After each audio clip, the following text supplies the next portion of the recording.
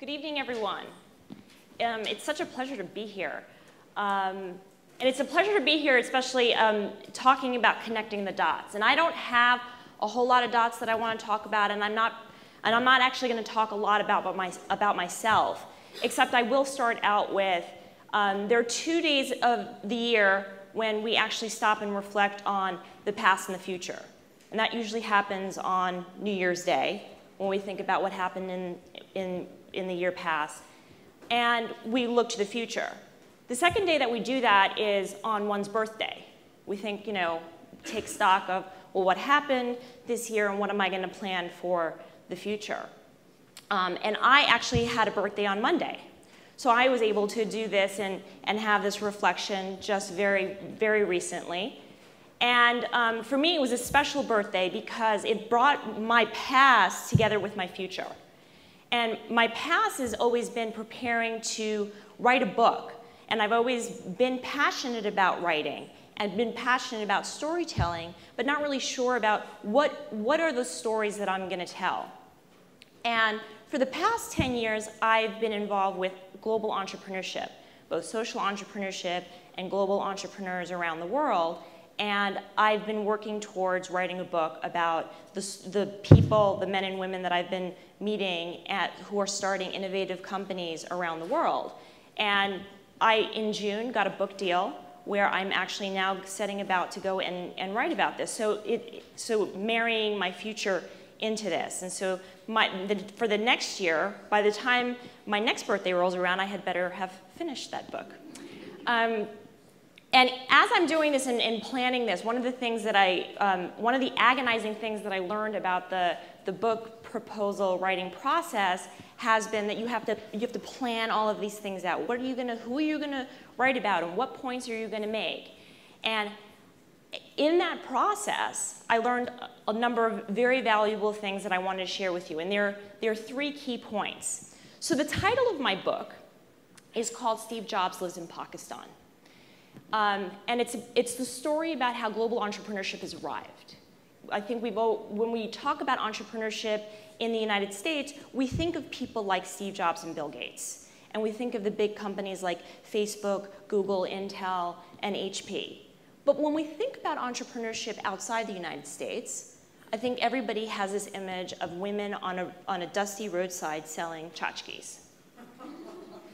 And I just don't find that to be true. I mean, here in Turkey, in India, and in Pakistan, I have found really compelling, globally minded individuals who are leading competitive companies. And I chose the title Steve Jobs Lives in Pakistan to kind of give the indication of, this is the level of who these individuals are on par with. And in preparation for that, I read the book. The Steve Jobs book that recently came out. And it occurred to me, and so this is my point number 1, about the entrepreneurs and the qualities that they have is be kind, which was the one takeaway I took from Steve Jobs' book. And as I talk to these entrepreneurs, especially in places like Turkey, like Kenya, Sierra Leone, and Nicaragua, where I've talked to the entrepreneurs that I'll be profiling for my book, the one thing that I see them do is they are consistently kind, not only to their customers, but to their staff. But that's just, it's very cliche to say, be kind. What I actually figured out, what makes them distinctive and I think distinguishes them, is that they're not cafeteria kind. And what I mean by that is, we all, and I do this myself, we all meet someone and we say, oh, I really like her a lot. She's very accomplished. But I don't like the fact that, she doesn't like to speak up that much. We pick and choose the things that we like about a person, and then for some reason we have this compelling need to actually belittle or criticize some aspect of their personality or their being. The reality is none of us are perfect, and no individual is going to be perfect. And the one quality that I have found in the entrepreneurs that I am looking at is they're not cafeteria kind. They're unequivocally kind. They don't qualify what they say about individuals. And I actually find that to be something that I am going to be integrating into my life more and more.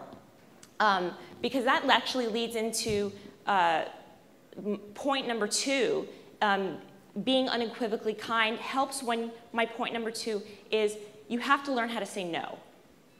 That is another key aspect that I found in the individuals that I've been coming across. And interestingly enough, in my horoscope, when I was looking at my horoscope, it said that no is a complete sentence.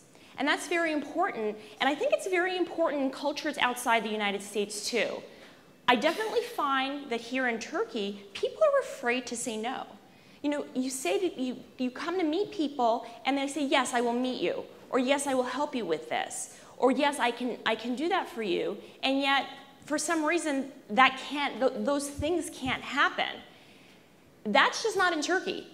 It happens everywhere I go all over the world. People have a hard time saying no. They feel like they're going to lose face, or they're going to be insulting you, and they're not going to be kind to you. And the fact is, when you actually say yes to someone, when you're supposed to say no, you're creating a bigger problem, not only for yourself or for that other individual, but for society as a whole. Because what you're doing is you're eroding trust. Because if you're not carrying through on that yes and on that promise that you're making, then that trust has been broken, and it becomes the lowest common denominator in any type of society. Because then it has the domino effect of, well, you know, I can't trust anyone here. And trust is actually the fundamental thing that any country needs to be a really qualified entrepreneur. If you look at, everybody talks about capital being the greatest challenge of an entrepreneur. I disagree with that. If you look at the United States, the one distinguishing thing that has allowed entrepreneurs to thrive in the United States has been trust. We operate in a system of trust, and it really reflects in that society. Point number 3, in that trust is in learning about people is also travel. And this is actually another key element in all the entrepreneurs that I've been meeting around the world is they're people who are curious. They get out and they have different types of experiences and perspectives. They ask different questions and they interact and they collect ideas from around the world. The entrepreneur that I am profiling here in Turkey is the gentleman who runs the company AirTies, who makes the wireless routers. And he was an expat who went to the United States and then actually lived in Hong Kong. And one of the reasons that he was compelled to come back to Turkey was because of all these international experiences that he's had and collected. And he's able to take all of that intelligence that he's had and bring it back here and replicate that in Turkey. But in doing that, he's also transferring those talents and skills to the young people that are working in his startup right now. I met a young man, 16 years old, a young boy who was speaking English in Lapsiki at this restaurant all the way kind of in the back off the road. And I was traveling with a bunch of my American friends, and this was just on Monday. And we stopped off for lunch on our way to Bosnada, and he came over and he was so excited to speak English. And we started to order, and I said something to the waiter in Turkish, and the boss guy says to the kid, like, oh, don't talk, like they have a Turkish speaker, like you shouldn't be doing that. And I turned around and I said, no, he actually should be doing that because he wants to learn how to speak English. And we started to talk to him, and I said, that's the only way he's going to learn. I said, why don't you let him speak? And we got talking to him, and I found out a lot about him. His family he grew up in Lapsiki. His family are peach farmers. And he was able to get a job working at this restaurant, and he picked up English through the tourists that are coming through and on television. And it occurred to me, this kid, regardless of what he becomes, embodies what all of us should be doing, is interacting with different people and trying to learn from them and their different experiences.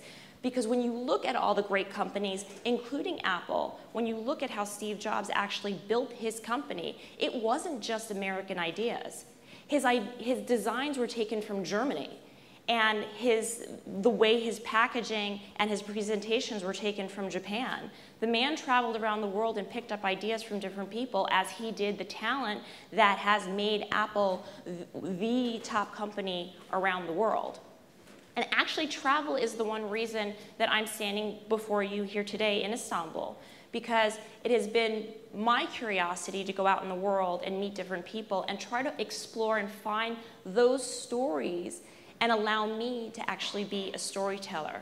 Thank you for letting me share mine this evening.